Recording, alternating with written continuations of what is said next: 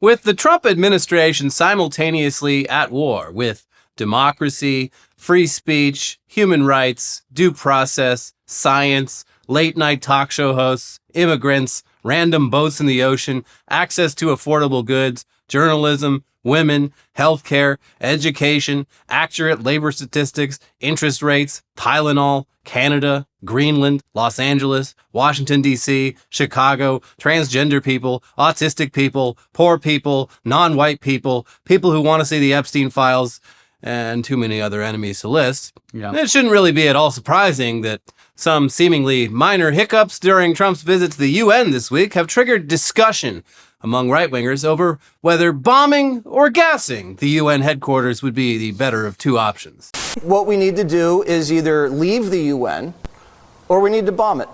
It is in New York, though, right? Yeah, Could be some fallout there. Yeah. All right. Maybe gas it? No. Let's not do Don't that. gas it. Okay. But we need to destroy it. Wow. Jesse Waters' mom is going to be real upset with him. That's true. She always is. Republicans not hiding their absolute contempt for the mere existence of the United Nations is nothing new, of course. Aside from occasionally providing the U.S. with a platform to straight up lie about WMDs, the UN represents something very much at odds with the U.S.'s self-image as undisputed ruler of the world. The UN also regularly publishes highly detailed reports about things Republicans stubbornly refuse to even acknowledge as real, like climate change and genocide in Gaza. But still, once every year or so, the U.S. president heads over to the UN headquarters in NYC to yap at leaders and ambassadors from countries around the world. And all of Trump's UN speeches have been mainly about self-aggrandizement and further alienating the rest of the world. And this week's speech was no different. But what was different was the escalator didn't work good. And while not everyone wants to literally demolish the UN over it, the Trump administration, they want answers. They want answers. A Mitch Hedberg joke happening in real life to our president? Say it ain't so. And apparently, after these investigations are done, they're going to demand consequences. Yeah, we need to see heads roll. Figuratively, literally, I don't know. It's like when there was like a weekend of coverage about those guys who bumped a ledge while remodeling the White House Rose Garden. I don't even remember that. It was around the same time that everyone thought the president was dead, so it kind of got pushed Was up. that around the same time the bags were being thrown out of the second-story window? Yes, all around the same time. Who can keep track? But anyway, first, the context. And a warning. What you are about to see is a ruthless, cold-blooded attack on the President of the United States. Brace yourselves. Yep, look at that. The escalator was working just fine, right up until the very moment that Donald and Melania stepped foot on it. Coincidence? Impossible. Weight limit, I think. And yeah, sure, we all know that Donald Trump is as healthy and fit as a man half his age and doesn't physically need help going upstairs, but mentally, not so much. He notoriously has a deep-seated but very normal fear of stairs. So whoever did this act of sabotage knew exactly what they were doing. Mm-hmm. And any attack on our president is an attack on our nation. And this was a collective of nations attacking our nation. Yeah. Basically World War III. And an attack on our nation, that's a call to war. We are going to war with the world. Look, the one thing I'll give him is that when you do step on, even if you see that it's not moving, when you do step on an escalator that's not moving, it still does give you a little weird feeling for a split second.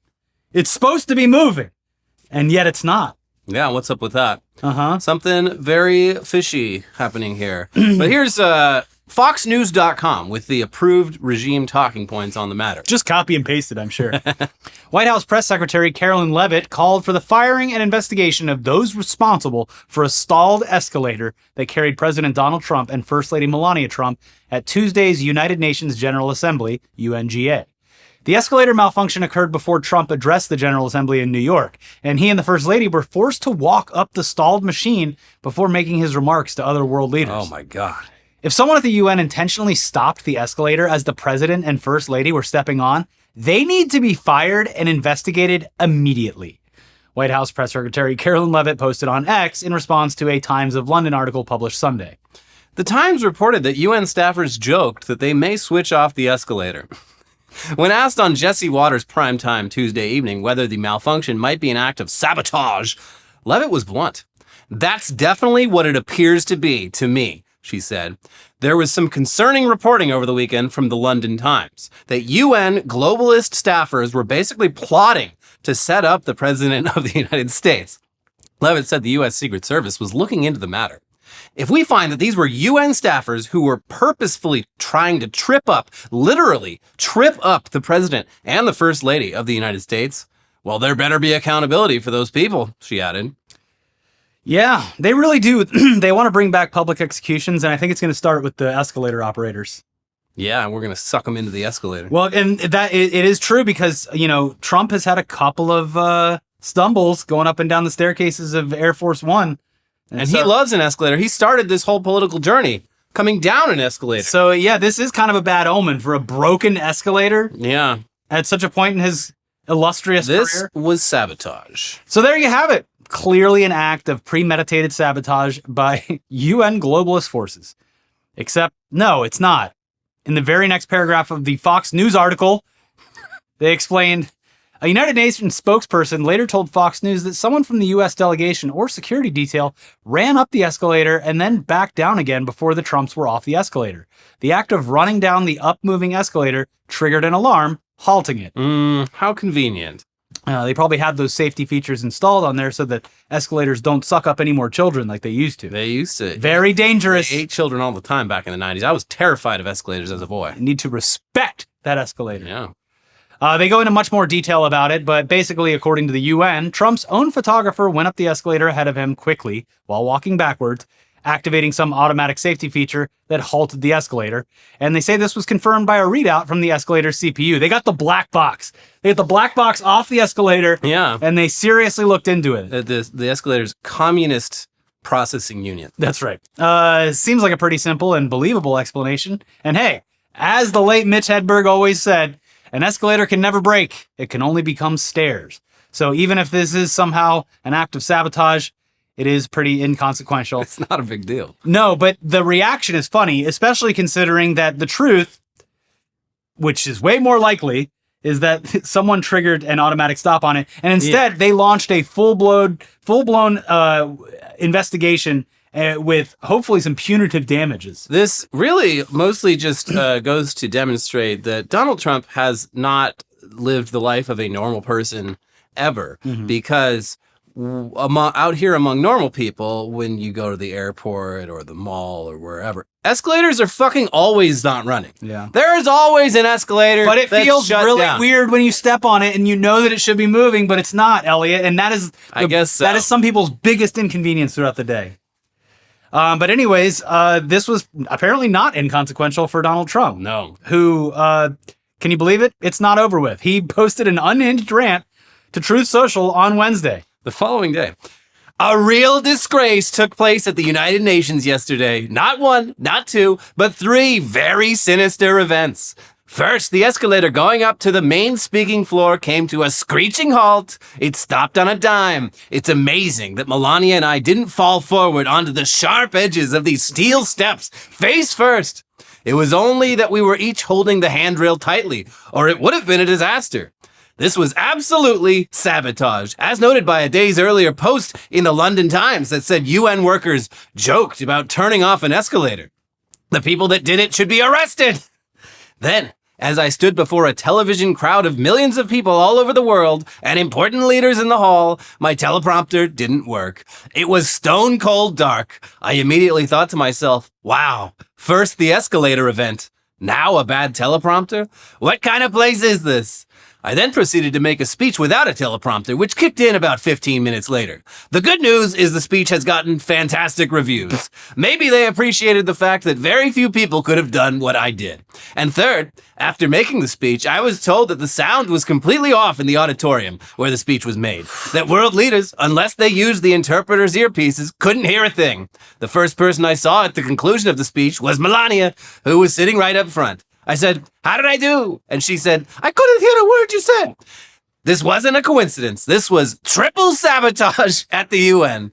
They ought to be ashamed of themselves. I'm sending a copy of this letter to the Secretary General, and I demand an immediate investigation. No wonder the United Nations hasn't been able to do the job that they were put into existence to do. All security tapes at the Escalator should be saved, especially the emergency stop button. The Secret Service is involved. Thank you for your attention to this matter. Yes, that his explanation of the UN can't do anything because they can't even keep their escalators. Can't even keep yeah. You know, that's sound logic. That's what would never happened at Trump Tower. Yeah, there was, of course, the teleprompter. And if you'll remember, back in 2016 or whatever, this was like one of his major arguments against the Obama administration was that Obama couldn't do anything without a teleprompter, and Trump could just go up there and wing it for hours. Yeah, that's he hates the teleprompter. It's really obvious when he's reading and not riffing. Well, because he likes to go on those tangents, and you know that he's going on a tangent. Yeah. But the Escalator, it was obviously not the isolated act of sabotage. It was a part of a very concerning pattern. Except according to the UN, as well as former White House personnel, the teleprompter is operated by administration staff. So, like with the Escalator, it sounds like this was also the fault of someone from Trump's own team. And as for the audio, it's unclear what happened. And honestly, it doesn't seem like it was, but if this was all intentional, I mean, who cares? Good. Yeah. This man's a buffoon. He and everything that he represents is horrible for the entire world, and he honestly should be having a terrible time every time he's at the UN in the presence of other countries that he's actively trying to hurt. And it's just so goddamn amusing seeing MAGA world treat this like Pearl Harbor. Here's Mike Cernovich. The second that escalator stopped, bullets should have been flying at the UN staffers who orchestrated this attack, rendering our president a sitting duck. The Secret Service is a joke. Trump needs to bring in Ranger Regiment for security. An escalator stops, then guns are out. Today was a disgrace and makes us look weak. I don't have time for it was only a prank. No, it was a direct threat on our president. What happened today at the UN was a dry run for an assassination. Our enemies were able to see the reaction or lack thereof. Trump was a sitting duck. Extreme measures must now be taken against the UN, including leaving the UN totally. I like the idea that basically the second you stop moving at the UN, you are an assassination target. As if there isn't just crazy levels of security all around the building. It is bizarre that they're framing this as their Reichstag fire. Like, this is what they need to finally leave the UN. But it's also the crafty wording there where he implies that it was intentional regardless of the outcome. Because he's like, and don't even say that it was a prank. It's like, no one did anything. No one did anything at all. It seems to be triggered by the crew that the president was with. But I do like that it wrapped it up as if there is no other excuse than this was done intentionally, because he got out ahead of the excuse. And I know they're going to say they were joking. Yeah. But they were not. And it put our president at risk. Also, if it was a joke, it's a pretty funny one. They made him stop. It's pretty crazy to jump from that to this was someone actively trying to kill the president. What's crazier is that this was clearly the first shot of a prank war, and the president fired right back, trapping Macron on the streets of New York City. He did. That was, honestly, that made Macron, that kind of humanized him quite a bit, because it's he's just walking in New York City. Yeah, that is look. I do not subscribe to the thing that New York is a overly dangerous place at all, but it is compared to getting stuck on an escalator inside the building, it is technically a more vulnerable this position. is the leader of a major world power, and he's just strolling the streets. And it was because the Trump motorcade was blocking his exit. Yeah, it was very funny seeing him asking a cop, a New York City NYPD guy, what's going on? It's motorcade. Yeah, sorry, I just work. Then he picks up the phone and calls Trump. He's like, we cannot get to the UN because of your car. Well, maybe you should have stopped the escalator. You cheese-eating surrender monkey. Nice prank. Yeah. We are in the midst of a prank war, people. It has gone from a cold prank war to a hot prank war. Hot pranks. It's never been hotter here in America. Anyway, as for the speech itself, it mostly felt like a campaign rally. You're all doomed! With Trump taking credit for all sorts of things, many of which aren't real or true, as well as ranting about the evils of green energy and immigration. Oh, boy. But the whole thing can best be summed up by this short clip. I'm really good at this stuff. Your countries are going to hell. Wow, Mr. President, the world certainly wants to hear more from the U.S. Yeah, I mean, that does really sum up the vibe of this whole thing. I mean, none of it was new, but it was directed at the entire rest of the world instead of just large left-leaning U.S. cities. Yeah. The intended message from Trump was that he's the best and everyone else sucks, but it seems like the real message for all the world to hear was that the U.S. is fucking cooked, and it's time for the nations of the world to forge a new path free from all of our dumb bullshit. Mm-hmm. But anyway, there's other topics to discuss today, aside from the president embarrassing all of us on the world stage. For example, check out this beautiful bronze sculpture that recently appeared in Washington, D.C.'s National Mall. Yep, that's Donald Trump there. And who's that he's holding hands with? By God, that's Donald Trump's close friend, the late financier and serial sex offender Jeffrey Epstein. Wow. Together again. Here's the New York Times. Best Friends Forever, the title read on a plaque nestled below the two figures that held hands, frolicking before the U.S. Capitol. By Wednesday morning, the statue had been removed by the United States Park Police. Its provenance was unknown, its creators anonymous. But its brief dalliance on the National Mall, hardly a mile from the White House, took aim at a lingering albatross for Mr. Trump, his friendship with Mr. Epstein. The brief installation was the latest in a series of satirical statues that have appeared in Washington since October 2024. A plaque at the statue's base read, "We celebrate the long-lasting bond between President Donald J. Trump and his closest friend, Jeffrey Epstein." Photos of the figures showed. Etched separately were several quotes from a sexually explicit note that Mr. Trump is said to have written to Mr. Epstein on his 50th birthday. Wonderful little secret. We have our secrets. We're not so different, you and I, Mr. Epstein. Enigmas never age. And here's NPR with some info about who was behind this. A group called The Secret Handshake, fucking incredible name, claimed responsibility for the statue after it arrived on the National Mall on Tuesday morning. And while a National Park Service permit issued for the statue, obtained by NPR, allowed it to remain there until Sunday evening, eyewitness video showed U.S. Park Police hauling it onto a truck before sunrise on Wednesday. Spokesperson for the Department of the Interior told NPR that the statue was removed because it was not compliant with the permit issued, though did not specify how. The Secret Handshake is accusing the Trump administration of illegally removing the statue as part of its crackdown on speech it disagrees with, on the heels of ABC's temporary suspension of Jimmy Kimmel's late-night show, under pressure from the Federal Communications Commission. So, yeah, I wonder where they put it. Yeah, what'd they do with it? Probably going to go on tour. They had one of those naked Trump statues here in LA for a little while. You could go see it by Dodger Stadium. I want to look at that. And we got to see the big baby at the protest. We finally got to see the big Trump baby. That was pretty cool. Seeing it in real life, you're like, wow, that is a big fucking baby. It is a big baby. But speaking of Jimmy Kimmel, Jimbo Kimmel was back on the air Tuesday night. Except in local TV markets where Sinclair and Nexstar continue to refuse to air the show. And yeah, update to the previous video, Nexstar in the hours leading up to it were like, oh no, we're not showing that either. Yeah. No thanks.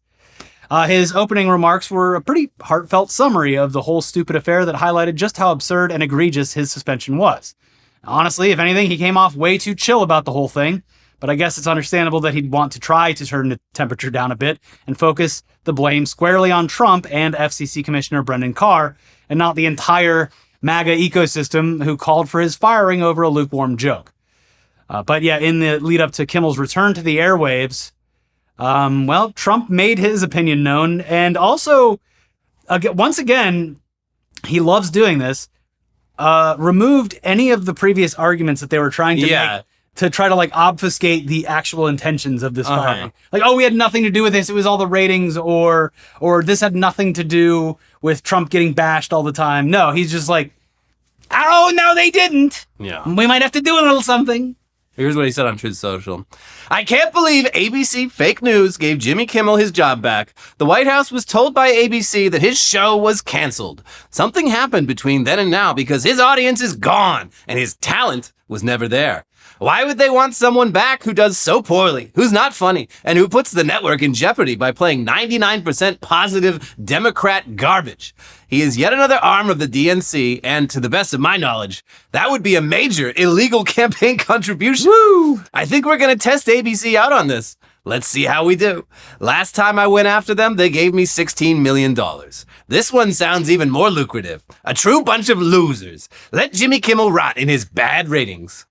It was CBS that he sued and got the money from. Who can keep track of the networks that we sue and don't sue? Yeah, it is what a bold step to say that because Jimmy Kimmel has a certain point of view that it is a illegal campaign contribution. Yeah, what the fuck is for the what Disney entire to pay him? All 100% of Fox News, Newsmax, OAN. Like, you really want to play this game? Come on.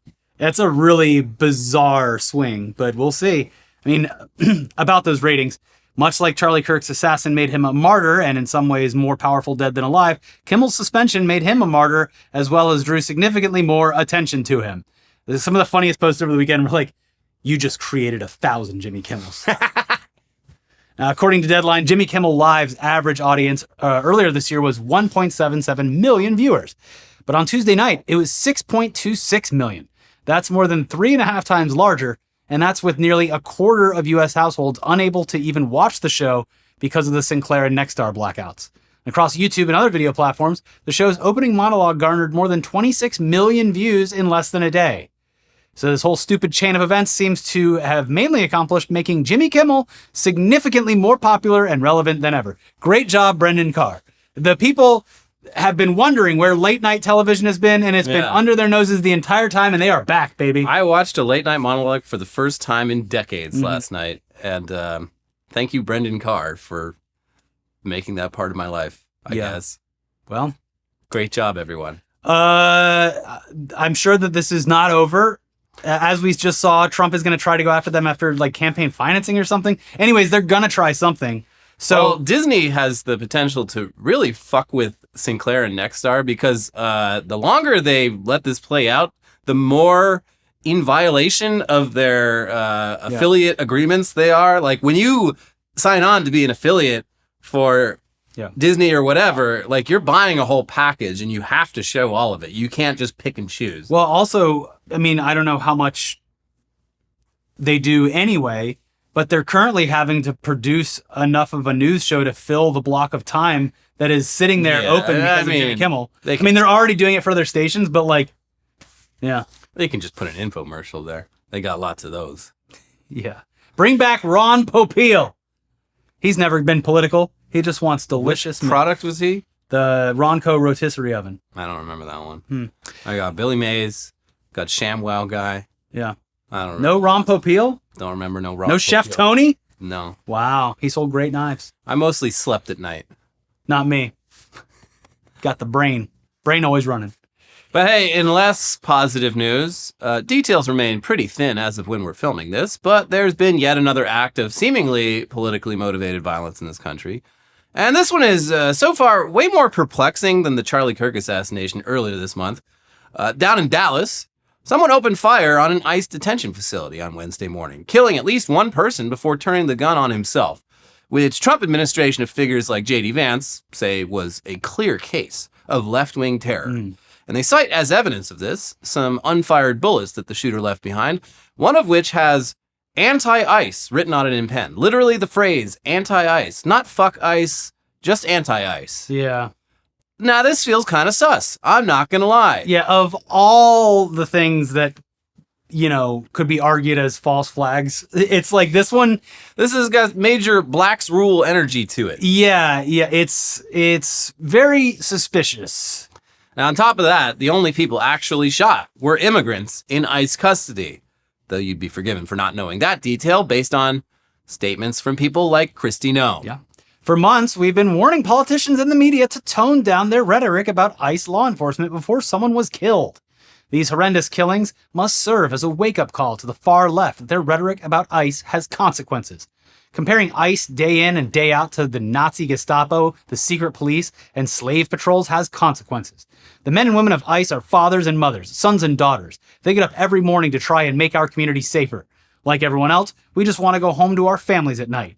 The violence and dehumanization of these men and women who are simply enforcing the law must stop. We are praying for the victims and their families. So this is an absolutely wild statement to make when no ICE personnel were harmed in any way. And the only victims were people that ICE kidnapped and detained. And it's outrageous on another level because if you go basically line by line through that statement and compare how they talk about their agents versus how they talk about the people that they're detaining, it's insane. I mean, the rhetoric around migrants has been utterly hysterical and dehumanizing. Normal, hardworking, law-abiding people are being labeled as violent criminals and vermin. The migrants that ICE targets are themselves fathers and mothers, sons and daughters. They get up every morning to work for a better life for themselves and their families. And despite these people simply trying to exist, they are dehumanized and targeted with violence. Yeah. So, just a bit ironic the way they wrote that, I think. Yeah. But she's talking about families like the one that she has with Corey Lewandowski. And the one that she had that dog with, where she killed the dog. She did kill the dog. She loves family. Family. But anyways, what do we know about this latest left-wing terrorist? Was the shooter trans? Was the shooter radicalized by Rachel Maddow? Well, so far what we know is that the shooter's name was Joshua John. He was 29 years old, and he doesn't seem to have left behind any clues whatsoever about left-wing political motivations, except for that shell casing. The telltale shell. Anti-ICE on it. It says right there, anti-ICE. NBC News spoke to his brother to try to get some insight, and all the brother had to say was, he didn't have strong feelings about ICE as far as I knew, and I didn't think he was politically interested. He wasn't interested in politics on either side as far as I knew. Meanwhile, Ken Klippenstein once again did what the mainstream media has such a hard time doing, and actually spoke to multiple friends of the shooter about his politics or lack thereof. And every one of them described him as a 4chan-dwelling edgelord without many sincere beliefs. Here's some of that coverage. On the off chance the shooting wasn't what it seemed, I reached out to people who knew the gunman, 29-year-old Joshua John. 3 who knew him since at least middle school agreed to speak to me on the condition that I not name them, corroborating their friendship with photos and other records. Their accounts paint the picture of someone with a vaguely libertarian bent who despised both major parties and politicians generally, including Trump, but who didn't engage with politics beyond that. He preferred edgy humor, video games, and the message board 4chan, all of which he became increasingly steeped in as he withdrew from social life as well as their own friendships several years ago, they said. None of his former friends believed that the anti-ICE inscription could reflect a sincere political conviction. Sincerity was anathema to who John was. His humor was deeply ironic, often offensive, and aggressive to the point of alienation. He was most certainly an edgelord, an irony guy, one friend said. Edgelord is online speak for someone who likes to espouse edgy, nihilistic views. Asked about the inscription on the bullet, the friend said, Josh was an edgelord who wanted someone to get blamed. I think he tried his best to write something goofy to rile people up. Another friend showed me a Facebook post describing how John had flooded his friends' comment sections with rape jokes. Playful shock humor, the friend said. Playful rape boys jokes. Posting like boys. So yeah, clearly this is your run-of-the-mill Antifa leftist. Yeah.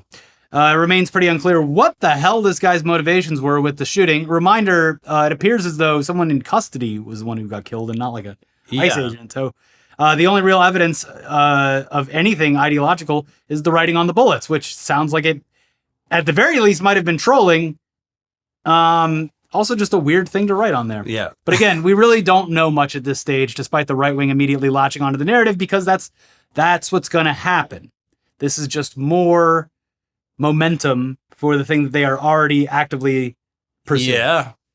Yeah, there's been some interesting discussion from people who research this kind of thing that and it's crazy. It's depressing to think about this, but they're like mass shootings, school shootings, they're not as appealing to psychos anymore because they happen so often that you don't really leave a mark. No one really even hears about you in most cases.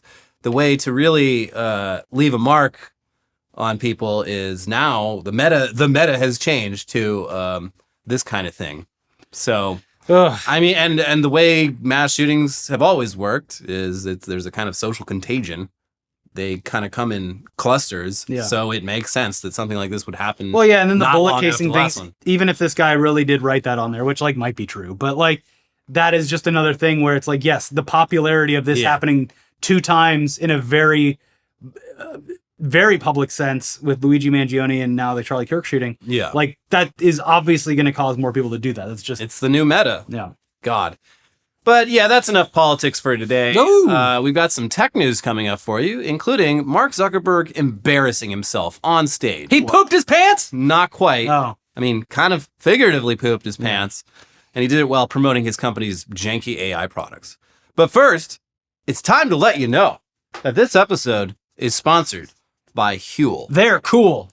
It's in a can now. If you're like us, the chaos of modern life can often mean forgetting to eat something healthy in the morning, but thankfully just grabbing a Huel Black Edition's been a total game changer that starts the day off right. Fall is near, school and work are ramping up, life is busy for all of us. I get it, you get it. Time is tough to come by, especially to get a meal that helps you toward your goals. Fortunately, Huel gets it too. Spelled Huel, their Black Edition powder is a complete meal so you feel full, focused, and ready for your day. At less than $3 per meal, it's packed with 40 grams of plant-based protein and 27 essential vitamins and minerals. No added sugar, gluten-free, tastes great with flavors like salted caramel and chocolate, plus it keeps me full for hours. It's perfect for breakfast, lunch, or post-workout. And just when you thought that Huel had everything covered, they just dropped a first-of-its-kind Super Greens drink in a can. It's called the Huel Daily Greens Ready to Drink. Rolls off the tongue. Forget powders, forget pills. This is your daily greens. Sparkling, refreshing, ready whenever you are. No mixing, no mess. Quick and convenient without compromising nutrients. It's sparkling and it comes in flavors like blueberry, apple, and peach that are actually delicious. 42 vitamins, minerals, and superfoods. Only 25 calories, 4 grams of fiber, 1 gram of sugar. Made by dietitians. It is a total game changer. Together, Huel makes healthy eating simple. Try both today with 15% off your purchase for new customers with our exclusive code TechNewsDay15 at Huel.com/TechNewsDay15. Use our code and fill out the post-checkout survey to help support the show. That's the ads. Now back to the news. It's time now to watch Mark Zuckerberg make a fool out of himself while trying to promote his company's shitty AI products. Now, Mark Zuckerberg, he refuses to accept the idea that throughout the day, there are moments where human beings are not looking at a screen or communicating with a chatbot. We've got to put a stop to that. So they've debuted some very bulky smart glasses. It's got cameras in it. It's got a tiny screen on the lenses that you can look at so that the only time you're ever disconnected is when your eyes are closed. They're working on it. Except just kidding, because the glasses also have a microphone and speakers that allow you to talk to an AI assistant. They can see everything your glasses see and hear everything you hear. You are never alone. Wow. It's basically the Google Glass of yore, but less shitty. And honestly, I mean, a few years back, we'd have probably been kind of hyped by this, but it's 2025 now. We're trying to spend less time on the computer, not put the computer on our faces and wear it all day. Yeah, tech products were a lot cooler when every release wasn't very foreboding of the dystopian nightmare. I just don't need this in my life. Yeah. You're trying to make me think I need it. I think that's where tech turned, was, you know, a phone, say what you will, you kind of need a phone. Yeah. You are pretty much cut off from the world without a phone. Snapchat did glasses on face a decade ago almost, and it just didn't. It was when you're like, hey, cool, glasses on face. Cool. Turns out people didn't need it. Yeah, but those just took videos. These do a lot more. These basically get to be your internal monologue, and they get to experience the world for you. That's right. If being alone with your thoughts is too scary, don't worry. You're never alone. That's right. Also, yeah, having a chatbot in your eyes and ears, it seems creepy. Seems bad for you, probably, given everything else we know. It can tell you what ingredients that you need to buy down at the hardware store when you want to unalive yourself. It can do that. Yeah. So yeah, that's what the Zuck was attempting to promote at last week's Meta Connect conference, but it didn't go too well. All right. So I think our call will be coming in any moment now. Boz WhatsApp video call. There we go. Uh-oh. Well, let's see what happened there. That's too bad. I don't know what happened. Maybe Boz can try calling me again. All right. Well, I got a missed video call. Okay, there's the actual video call. All right. I'm just going to pick that up with my neural band. This is, you know, it happens. Yeah, let's, what do you think? Let's just go ahead and... WhatsApp video call. Let's go for a fourth.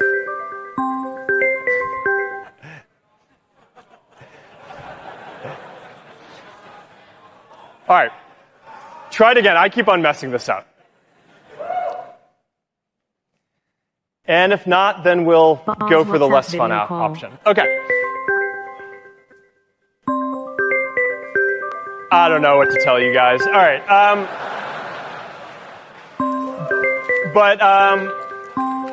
We're going to have Boz come out here, and we're just going to go to the next thing that I wanted to show and hope that will work. All right. The future is here, everyone. Wow. Woo.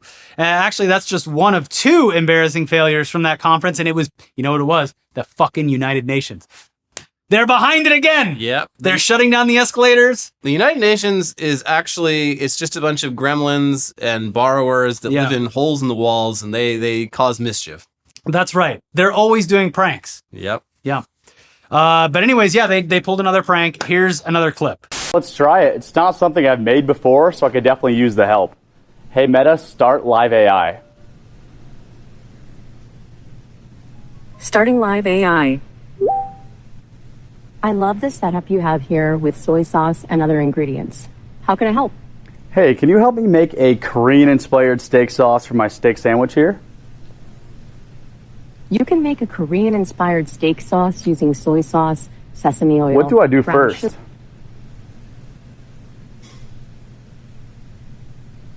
What do I do first? You've already combined the base ingredients, so now grate a pear to add to the sauce. What do I do first? You've already combined the base ingredients, so now grate the pear and gently combine it with the base sauce. All right, I think the Wi-Fi might be messed up. Sorry, back to you, Mark. It's all good. So yeah, I mean, we're never going to pass up enjoying Mark Zuckerberg making a fool of himself. And it always feels good when Mark Zuckerberg has a bad time. But now it's time for all of us to have a bad time because the rest of today's AI news is predictably terrible. I want to wear it on my face. Put it right next to your eyeball. That's where you need it I the want most. it inside my eyes and ears. Here's 404 Media. YouTube removed a channel that was dedicated to posting AI-generated videos of women being shot in the head following 404 Media's request for comment. The videos were clearly generated with Google's new AI video generator tool, Veo, according to a watermark included in the bottom right corner of the videos. The channel, named Woman Shot AI, started on June 20th, 2025. It posted 27 videos, had over 1,000 subscribers, and had more than 175,000 views, according to the channel's publicly available data. Big audience for this, I guess. All the videos posted by the channel follow the exact same formula. The nearly photorealistic videos show a woman begging for her life while a man with a gun looms over her. Then he shoots her. Some videos have different themes, like compilations of video game characters like Lara Croft being shot, Japanese schoolgirls shot in breast, sexy housewife shot in breast, female reporter tragic end, and Russian soldiers shooting women with Ukrainian flags on their chest. That's entertainment. So yeah, some real sick shit. For sickos, by sickos. And done by, ostensibly, YouTube's own creation engine. Yeah, a tool that we should all be using. I don't think that maybe they would, but I don't think that someone would go and edit in a watermark afterwards. So, like, not only did YouTube produce this, Yeah. it was solely produced by YouTube, uploaded to a site that they own, and broadcast to hundreds of thousands of people. Yeah. You would think that if there are any barriers that exist, they would have caught their own machine doing it. Yeah, I mean, it is kind of crazy. Like, you have an AI that can create photorealistic videos of people being shot in the Like head. snuff films. But you don't have an AI capable of recognizing that? yeah. Like, that seems very strange Like to me. you created the metadata. So, yeah, I mean, it's like, the video's bad enough, but the channel owner makes very clear the videos were created with Google's own AI video generator, which is not supposed to be able to make videos even remotely like these, but nevertheless, it did. And they are very realistic. And the channel owner was doing it for quite a while. You're not supposed to be able to upload shit like that to YouTube either, but nevertheless, they did. And YouTube only took action once a major tech outlet reached out to them about it and said, hey, you gonna do anything about this? So, yeah, very cool, I guess. It's, man. It does suck that, like, independent outlets of the world have to be the, like, policing a gargantuan billion-dollar site Yeah. for stuff that could legitimately destroy the income of that site. We don't need good moderation tools like The Verge or 404 Media. They'll reach out if they find something This, bad. like, very easily could have been Adpocalypse 4 or 5, but luckily 404 Media is out there finding stuff for YouTube. They should get, like, white hat rewards for this kind of stuff. Yeah, I mean, I don't think they really want to make that their like main thing. Yeah. But, No. Like Google should. Yeah. Yeah. But yeah. That's YouTube. Anyways, just one more depressing AI story before we go today. Apparently, Futurism, who we reference a lot here, they're publishing longer stories now. And recently they published a long piece on the effect that ChatGPT has been having on a lot of people's marriages. I mean, definitely check out the link down below. It's doing good things, right? No, not at all. You mean it's not helping? It is actively tearing these couples apart. Yeah. But yeah, link down below for the whole piece if you just really want to bum yourself out and get in the weeds with this. But here's just one of several examples. A husband and wife, together nearly 15 years, had reached a breaking point. And in the middle of their latest fight, they received a heartbreaking text. Our son heard us arguing, the husband told Futurism. He's 10, and he sent us a message from his phone saying, please don't get a divorce. What his wife did next, the man told us, unsettled him. She took his message and asked ChatGPT to respond, he recounted. God. This was her immediate reaction to our 10-year-old being concerned about us in that moment. The couple is now divorcing. So I guess the kid did cause it. It is your fault, son. Sorry, Junior. Like most marriages, the husband conceded. Theirs was imperfect. But they'd been able to overcome their difficulties in the past. And as of just a few months ago, he felt they were in a good, stable place. We've been together for just under 15 years total. 2 kids, he explained. We've had ups and downs like any relationship. And in 2023, we almost split. But we ended up reconciling, and we had, I thought, 2 very good years, very close years. And then, he sighed, the whole ChatGPT thing happened. Over this past summer, arguments they had worked together to resolve years ago came suddenly and ferociously roaring back. What he eventually realized was that his wife had started using OpenAI's chatbot to analyze him and their marriage, holding long, drawn-out conversations over text and the chatbot's phone-like voice mode feature. What was happening, unbeknownst to me at the time, was she was dredging up all of these things that we had previously worked on and putting it into ChatGPT, he said. As his wife leaned on the tech as a confidant meets journal meets therapist, he says, it started to serve as a sycophantic feedback loop that depicted him only as the villain. I could see ChatGPT responses compounding, he said, and then my wife responding to the things ChatGPT was saying back and further and further and further spinning. It's not giving objective analysis, he added. It's only giving her back what she's putting in. Their marriage eroded swiftly over a span of about 4 weeks, and the husband blames ChatGPT.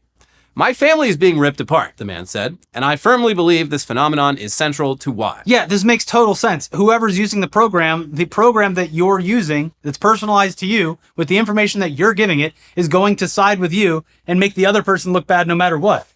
Like, we've seen so many fucking If this was examples. the guy doing it, it'd be the same thing. Yeah. Because the whole purpose of the chatbot is to agree with you. Yeah, and this is not a gender thing. No, The that's what I'm saying, examples in this article, like sometimes it's the man, sometimes it's the woman. There's a lesbian couple where one of them just they literally, that example is crazy because they would literally get in arguments like in the car with their kid in the back seat, and the ChatGPT addict would immediately like pull out voice mode ChatGPT and ask a question and then just like play it and be like, see, are you listening? There are whole other realities out there that I am so glad that I do not live in or witness, because I can definitely, I know that those are happening, and I know that these arguments with ChatGPT on the phone are happening, and it just disturbs me that it is real in here. This is, fellas, ladies, I'm telling you, this has got to be the biggest red flag when you're looking for a partner is how do they feel about artificial intelligence for the first part, and do they use it, and do they use it in this way? Because you should run if they do. I feel like, yeah, that's the thing is, you'll probably tell us in the comments, like, your experience on a day-to-day with, because I know people are out there using it, although I've, like, pruned my friendship garden to be people that are only legitimately hostile towards AI. Yeah. So it's like, I don't experience this kind of, like, day-to-day usage or use case scenarios, but I know that they're out there, and that disturbs me. My sister-in-law is a therapist, and she says in the last year, like, so many of her clients, it's like fuck shit up, because she'll be talking to her clients about something and they'll be like, well, ChatGPT said this, which is like different than what you're telling me now, so I don't know who to believe. She's like, well, I'm the therapist. I'm like an actual person being paid to like actually help you through this. But yeah, okay. I guess ChatGPT feels differently. What are we doing? Yeah, being a teacher and being a therapist right now got to be very annoying with ChatGPT. But yeah, the recurring theme is basically one partner gets really hooked on talking to ChatGPT and basically uses it as a marriage counselor. But since it's not a marriage counselor and has a tendency to just agree with everything the user says, it ends up agreeing with all of the user's marriage gripes, painting them as totally in the right on everything and their partner as hopelessly in the wrong. And in a lot of cases, this process happens over the course of a few weeks or even a few days. And these are all couples who'd had their ups and downs, and in most cases, they dealt with their issues through counseling. But it turns out actual counseling is nothing compared to being told by an all-knowing chatbot that you're entirely responsible and good, and your relationship troubles are totally the fault of your partner. Yeah. And your stupid, annoying kid who just has to text in the middle of mommy and daddy's argument, asking if we're going to break up. Well, you know what? Mind your own business, kid. Yes, we are. I don't have the bandwidth for the emotional labor you're asking of me, child. Yeah. It's time for you to give me space. A lot of space. Why don't you go play stay at Roblox? your dad's. Go stay at your dad's house. No, don't play Roblox because you're going to get radicalized, end up in one of those Discord chats, Yeah. and then who knows what. Who knows who you'll shoot Yeah. with a gun. The best part of all this is that you don't even need to argue anymore with people. You show your partner pages and pages of ChatGPT nonsense and they have to agree with it. If they push back on anything, just show them some more. Yeah, there's another recurring thing from this article is people like, they're just like, yeah, suddenly one day my texts with my spouse went from like the typical, conversational replies to getting these giant walls of text that clearly they didn't write. And it's like, I feel like I'm being DDoSed by like, you can't have a conversation with someone who's sending you essays they didn't even fucking write and probably haven't even read. We have a group chat and a friend who does it just to annoy us. But like Elliot asked a question in the group chat and you could tell it was a ChatGPT response because it goes, "Great question. Let me just get some of that for you." And it was like, it was so fucking. And he replied as if it was him replying, and it's just like, "Fuck you. This is literally why." And he does it to bother us. Yeah, he does it to bother us. But like, yeah, get it out of here. Yeah. Anyway, here's more from the article that kind of sums up the whole thing. Spouses relayed bizarre stories about finding themselves flooded with pages upon pages of ChatGPT-generated psychobabble, or watching their partners become distant and cold, and in some cases, frighteningly angry, as they retreated into an AI-generated narrative of their relationship. Several even reported that their spouses suddenly accused them of abusive behavior following long pseudo-therapeutic interactions with ChatGPT, allegations they vehemently deny. In many ways, the experiences we heard about sound like a modern update to an age-old dynamic. A significant other falling under the influence of a questionable new friend, social group, or other interloper who drives a wedge between partners in a previously secure relationship. Except that now, that ancient disruption is getting a high-tech twist. This intruder entering a couple's private world isn't a human at all, but is instead a multi-billion-dollar generative AI product that can offer a deeply personalized, always-on wellspring of validation, which in many cases leaves a trail of wreckage in its wake. Now you got the work wife down at the job. You got the ChatGPT wife on the way home. Yeah, and then the nagging wife at home. Well, I use Grok for my chat bot wife is Ani. Yes, and, of course. And I've upgraded my romance level to I'm nearly at 10. Yeah. She's showing me her butt. She's stripping for me. And this is romance to me. This is what love is. Mm-hmm. She cares about me. And I hope she never gets shut down because otherwise it's going to be a bad. If they shut her down, God help me. Mm-hmm. Anyways, there's a lot more to this article. We recommend reading the whole thing, but it's just fucking crazy how letting ChatGPT into your life and treating it as a reliable source of information manages to poison the minds of seemingly well-adjusted people in barely any time at all. We've covered a lot of examples of people losing their grip on reality and having full-blown mental health crises from too much chatbot use, but those are probably edge cases compared to the amount of people who are mentally fine but relying on ChatGPT for advice on their lives and relationships and treating what it spits out as gospel. Which, sure, it probably means they're not as mentally well as they think they are, but it looks like ChatGPT is just as good at activating narcissism as it is activating psychosis. So yeah, I mean, what this is ultimately is narcissism. You're buying your own yes man. Yeah, exactly.